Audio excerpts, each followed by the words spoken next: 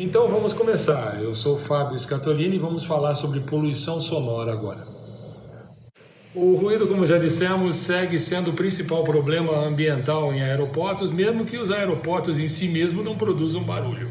Por isso nós dedicamos 2 dias inteiros, quase inteiros, para falar sobre ele. Aqui os objetivos específicos do dia, redigido em forma de perguntas que desejamos que todos consigam responder no final desse primeiro encontro. Para facilitar o entendimento do que mais nos interessa, eu e o Avelar vamos precisar recontar agora a história da aviação aqui depois da Segunda Guerra Mundial, mas do ponto de vista do desenvolvimento sustentável, que envolve não apenas o ecológico, mas também o social e o econômico. A seguir, vamos mostrar rapidamente alguns exemplos de como é complicado realizar obras de infraestrutura em transportes no Brasil, particularmente os aeroportos. E vamos finalizar mostrando, dentro do tripé fonte, meio de propagação e observador, sempre de forma qualitativa, o que se faz ou o que se pode fazer para melhorar a vida das pessoas que se expõem ao ruído de aeronaves por necessidade. Até o início da Segunda Guerra Mundial, o uso de aviões não era considerado uma atividade econômica, um negócio. Os primeiros serviços aéreos não foram oferecidos a passageiros, mas sim a cargas, particularmente os serviços postais, correio, usando sobras da Primeira Guerra e quase sempre bancados por governos. Os serviços de passageiros eram escassos e cobravam muito caro. Até a década de 1930, o transporte de passageiros pelo ar, a grandes distâncias, tendia a ser realizado por balões dirigíveis. Hidroaviões eram considerados seguros, mas não chegavam a todos os lugares por razões óbvias. Um ano após o acidente com Hindenburg, em 1937, surgiu uma aeronave para uso civil que impulsionou o negócio, o McDonnell Douglas DC-3. Muito versátil e robusto, podia rapidamente ser configurado para transportar 4 toneladas de carga ou 14 passageiros por mais de 3.000 quilômetros, pousando e decolando quase que em qualquer terreno. Por causa disso, voou em todo o planeta e ganhou o apelido de caminhonete aérea. Centenas deles podem ser vistos voando até hoje em algumas rotas remotas, e muitos foram restaurados e ganharam um novo apelido, a Velha Senhora. O Aeroclube do Rio Grande do Sul tem um. Seu sucesso animou o setor e, mesmo após o fim da Segunda Guerra, voltou a voar, quase sem concorrência, para lugares que não podiam ser atendidos por hidroaviões. Foram construídos mais de 16.000 ao longo de 20 anos. No Brasil, além do DC-3, outras 3 aeronaves ficaram muito conhecidas nas décadas de 40 e 50. O Eletra 2, que voou pela Varig até 1992, na ponte aérea Rio-São Paulo, com grande sucesso, e o Vicont, que chegou a ser o avião presidencial do Brasil e foi utilizado por várias empresas aéreas pelo mundo. Ambos estão no Museu Aeroespacial, no Campo dos Afonsos, no Rio de Janeiro. E o Constellation, utilizado em rotas de longo alcance. 95 passageiros eram transportados confortavelmente por até 5.600 quilômetros. Ligava o Brasil aos Estados Unidos com apenas uma escala, normalmente no Panamá. Reparem que todos têm 4 motores e isso não é por acaso. Os ricos e entusiasmados, mas ainda amedrontados passageiros, exigiam isso, principalmente em viagens transoceânicas. Todos 3 também foram projetados para voar e pousar com apenas um motor funcionando. O Comet foi o primeiro avião a jato de transporte de passageiros. Tinha 4 motores Rolls-Royce embutidos nas asas, jato puro, bastante barulhentos. Mudou a história da aviação e foi utilizado por todas as grandes empresas aéreas da época. Voava a 800 km por hora e uma altitude de até 13.000 metros. Mas, por ser também uma das primeiras a voar tão alto, encontrou problemas na estrutura de sua fuselagem, causados principalmente pelas janelas quadradas, que culminaram em 2 graves acidentes. Mesmo assim, seu desenvolvimento foi pioneiro e despertou o interesse pela aviação comercial a jato em outros fabricantes.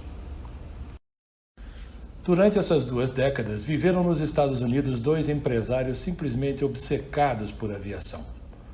Howard Higgins, fundador da TWA, cuja vida virou até filme no cinema, e Juan Terry Trippe, fundador da Pan Am. Trippe era o mais bem relacionado e sucedido. Seu modelo de negócio foi copiado pelas brasileiras Pan Air e Varig e consistia em oferecer nas cidades para as quais voava tudo o que o viajante necessitava além da passagem, já que nada existia na maioria delas: hospedagem confortável, aluguel de carros, etc. E foi Trippe também que ajudou a Boeing a projetar aeronaves que ele vislumbrava utilizar em rotas no mundo todo. O primeiro produto de sucesso dessa parceria foi o 707, Boeing 707. Trippe queria incorporar o motor a jato na aviação comercial, mas não apenas para tornar a viagem aérea mais rápida. Ele imaginava principalmente economizar com manutenção e custos operacionais. Aeronaves com motores a hélice tinham que passar por revisões completas, o chamado overhauling, a cada 3.000 ou 5.000 horas de voo. Motores a jato têm poucas peças móveis e consumiam na época um combustível bem mais barato que a gasolina super refinada, o querosene. Isso fez com que os intervalos entre as revisões aumentassem para mais de 10.000 horas, chegando hoje a até 20.000 horas em alguns modelos. Como consequência, o preço da passagem e o tempo de viagem diminuíram tanto que viagens internacionais de passageiros por navio foram extintas ainda na década de 60, restando apenas as viagens de cruzeiro recreativas, como vemos até hoje. Esse foi o primeiro dos 2 grandes booms históricos na aviação civil. O sucesso do Boeing 707 se deveu também à possibilidade de configurá-lo para rotas peculiares. Havia uma versão para operar em aeroportos de grandes altitudes, como La Paz, na Bolívia, e outras condições ambientais que os concorrentes não conseguiam igualar. Essa versatilidade fez a Boeing pensar também em variações menores do 707 na década de 60, com a intenção de utilizar aviões a jato também no transporte de passageiros dentro dos Estados Unidos. Nessa época, os trens já haviam sido substituídos pelo carro para transportar passageiros, mas em muitos casos as viagens eram cansativas devido ao tamanho do país. Essas aeronaves a jato menores atenderam à nova demanda, mas tiveram como efeito indesejado reclamações de pessoas se sentindo incomodadas com o barulho produzido pelos motores, principalmente em grandes cidades do interior. As principais derivações do Boeing 707 foram o Boeing 727, com 3 motores, lançado em 63, e o Boeing 737 com 2 motores, em 1967. Ambos voaram muito no Brasil nas décadas de 70 e 80. E também traziam várias novidades que reduziam sua dependência de infraestrutura no solo, como o powerback, a marcha ré no solo, por meios próprios, e as escadas de acesso próprias também. A do 727 era na traseira. A do 737 era pantográfica na dianteira e linda de ver abrindo e fechando. O link abaixo conduz a um vídeo amador que mostra essa escada da foto abrindo. Nesse mesmo avião. O 737 acabou vingando por economizar mais combustível em rotas curtas e trazia motores mais silenciosos que os do 727, com tecnologia low bypass, como veremos no segundo dia. Durante os anos 60, além da corrida espacial contra os soviéticos, os Estados Unidos também participavam de outra corrida aérea, a do avião supersônico para uso civil. Esta foi perdida para os europeus em 1969, com a chegada do Concorde. Enquanto isso, Juan Trippe, da Pan Am, apostava em outra coisa para o futuro da aviação: dar mais escala aos serviços aéreos com aeronaves para levar no mínimo o dobro de carga ou passageiros que o consolidado Boeing 707 já transportava. E também, em 1969, voou pela primeira vez o Boeing 747. 3 anos depois, as reclamações sobre barulho produzido pelo Concorde nos aeroportos em que operava, somadas ao primeiro choque econômico do petróleo em 1972 e o segundo em 76, inviabilizaram a ideia do supersônico civil, tanto para europeus quanto para norte-americanos. Outra consequência importante foi o aumento do interesse de pesquisadores pelo assunto ruído aeronáutico no mundo todo, a ponto de ser elaborada e publicada uma norma para predizer ou modelar o alcance que esse ruído teria no entorno de um aeroporto. O objetivo da norma foi facilitar a utilização de computadores comerciais de grande porte, também novidade na época, para realizar o grande volume de cálculos necessários. O 747 era tão maior do que a média dos aviões que voavam na época, que a OACI teve que criar uma categoria nova de aeródromo, a categoria E, exclusivamente para ele. E novas pistas passaram a ser construídas ou reformadas para aumentar a largura pavimentada de 30 para 45 metros. O Boeing 747 tinha, a exemplo do que acontecera com o Boeing 707, diversas possibilidades de configuração, com a intenção de fazê-lo operar no maior número possível de aeroportos. O próprio Juan Trippe não escondia o desejo de ter uma frota da Panam somente com modelos Boeing 747. Talvez sua versão mais peculiar tenha sido a SP, Special Performance, também chamada de Jumbinho. Mas o que mais chamou a atenção de todos os passageiros no início foi o conceito wide body, 2 corredores e um segundo deck na proa, para os pilotos e para a primeira classe, o que lhe dava uma inconfundível aparência externa. Para concorrer com os norte-americanos no novo segmento de aeronaves wide body, os europeus investiram num projeto de avião menor que o 747, mas capaz de operar em aeroportos com menos infraestrutura. E já em 1972 voou pela primeira vez o Airbus A300, produzido pelo mesmo consórcio de empresas envolvido no projeto Concorde, só que ampliado, de forma a diminuir os riscos de não emplacar uma aeronave cara como ele. Mas, para o que nos interessa, o A300 foi a primeira aeronave a utilizar o que seria conhecido mundialmente por motor a jato turbofan, desenvolvido pela Rolls-Royce. O A300, em conjunto com o Lockheed TriStar 500 e o McDonnell Douglas DC-10, rapidamente substituíram o Boeing 707 em viagens internacionais de passageiros, cobrindo uma brecha deixada pela Boeing entre ele, o 07, e o 747, porque gastavam menos combustível do que ambos e era mais fácil voarem lotados. O ruído e a emissão de poluentes do ar foram muito beneficiadas, conforme veremos no segundo dia. A OACI cria uma estrutura permanente para coordenar esforços na busca pela mitigação dos problemas ambientais. E os outrora revolucionários, mas barulhentos e esfumaçados Boeing 707 passaram a ser vendidos para países menos desenvolvidos, onde a preocupação com o meio ambiente era secundária na década de 80.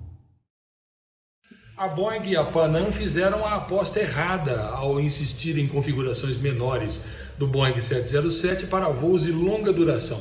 E somente 10 anos depois conseguiu lançar um bom concorrente para o A300. O Boeing 767 decolou pela primeira vez em 1982, também com motores turbofan, mas dessa vez produzidos pela norte-americana General Electric.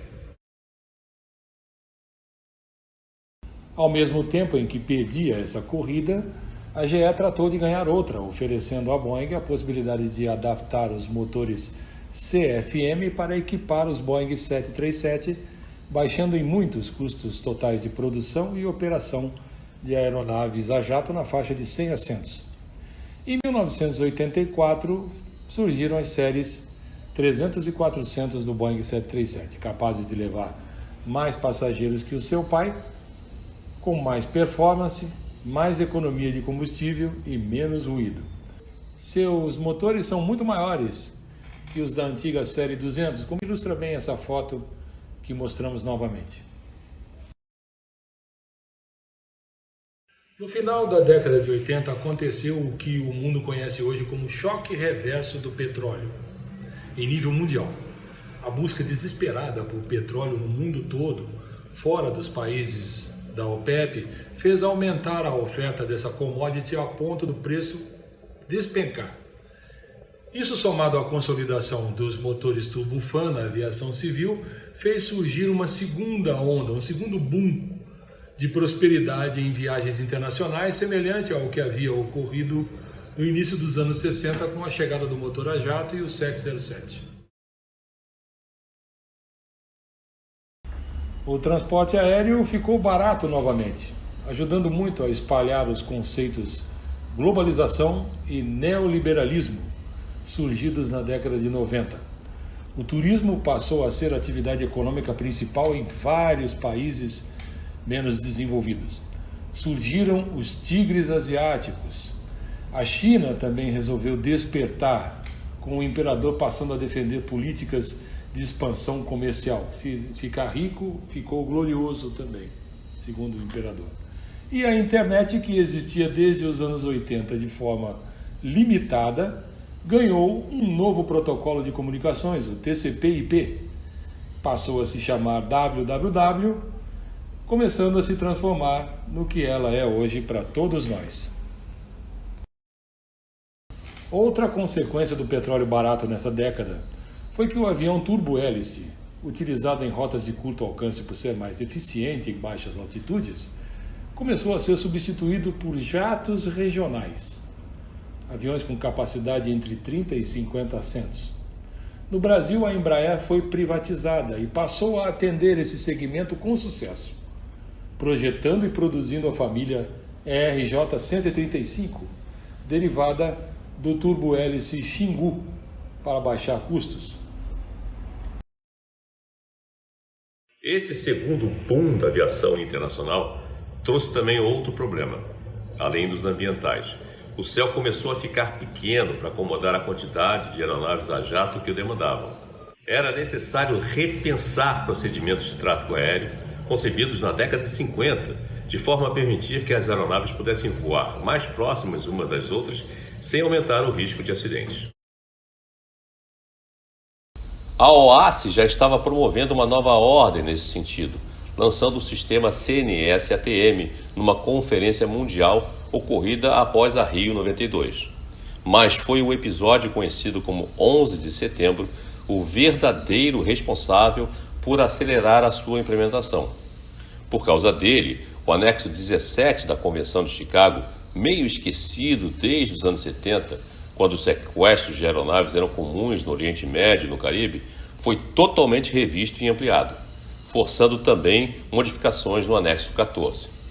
Ele passou a valorizar e incentivar os administradores aeroportuários a adquirir territórios para implementar áreas adicionais de segurança. Outro fator relevante foi o advento do A380. Tratava-se de mais uma aposta em aeronaves maiores para diminuir o número de aeronaves voando nas rotas mais concorridas. Da mesma forma que aconteceu com o Boeing 747, ele forçou a criação de outra categoria de aeródromo, a categoria F, alargando as pistas que quisessem recebê-lo de 45 para 60 metros e exigindo ainda mais das infraestruturas instaladas. Mas também nessa época, a Boeing apostou em uma ideia concorrente, representada por outro avião, o Boeing 777LR, ou 777LR. Um avião de tamanho entre o 767 e o 747, mas com alcance superior a 18 mil quilômetros, capaz de viajar sem escalas para quaisquer dois pontos do mundo. Os jatos regionais aumentaram de tamanho, a ponto de substituírem os antigos 737 da série 500, em rotas domésticas de menor densidade, como os da família RJ-170, hoje com 4 modelos. E um novo ciclo de aumento dos preços do petróleo trouxe de volta os turbohélices regionais, como o ATR-72 e o Q400. Embora a tecnologia tenha evoluído muito e proporcionado verdadeiros saltos de eficiência e economia no transporte aéreo civil, na década de 2010 não se observou grandes avanços na indústria de aeronaves. Quase tudo que ocorreu foi no sentido de sedimentar as tecnologias que já haviam sido propostas e aperfeiçoadas, mas ainda não implementadas completamente, como o CNSTN e o PBN. Quanto à propulsão, chegamos a um impasse tecnológico que será discutido no terceiro dia do curso. Mesmo com preços do petróleo comportados, observou-se durante a década passada que o futuro não seria promissor para aeronaves com 4 motores em uso civil, mesmo que fosse para transporte de cargas. E agora uma pequena pausa para o café. A gente volta já já.